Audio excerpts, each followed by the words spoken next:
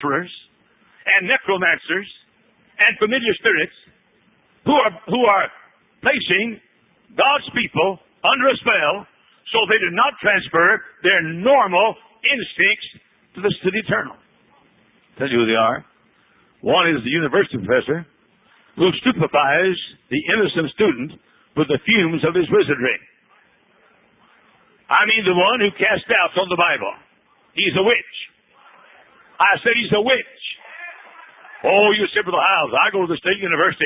I've got some brilliant men that teach me. You've got some witches that teach you. Anybody that casts a doubt on this Bible and calls a single Christian, the people putting out these false Bibles are witches. I mean, the charmer who charms youth with the heresy of evolution, from which Darwin himself recanted before his death, is a witch. I mean, the liberal preacher who beguiles his congregation with a Christ who is not God, a Christ's birth that was not virgin, a death that was not vicarious, a resurrection that was not bodily, a heaven that is not real, a hell that has no fire, and a salvation that is not by grace, is a witch.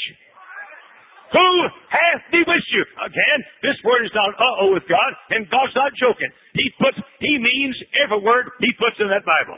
When he said that familiar spirits have had their influence on you because you're not doing what the Bible says do, or obeying the truth, when he said that you are succumbing to the necromancer and the psychic, and when you don't believe or obey the Bible, then God means that. I'm saying, ladies and gentlemen, the Christian world has been hypnotized and placed into a spell and a trance by a bunch of witches who are placing doubts in the minds of our people.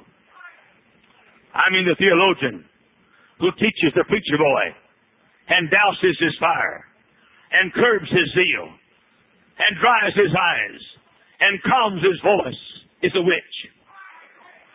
The theologian who sits behind the desk and gets some preacher boy who comes to school, who's been called of God at the feet of some godly country preacher somewhere and on fire for God.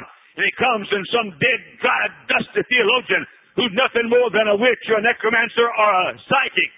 He puts a spell on that boy, shakes his assurance, wavers his Bible, disturbs his compassion, overbalances his intellect, cools his heart, puffs his head, extinguishes his emergency, cajoles his insincerity, and inspires to emulate the theologian himself. I'm saying that theologian is a psychic. He is a witch who's cast a spell on the preacher boys of our country, and thus God, we don't have one single witch on the faculty of Hyles Anderson College. If we'll do, we'll let him go where he ought to go.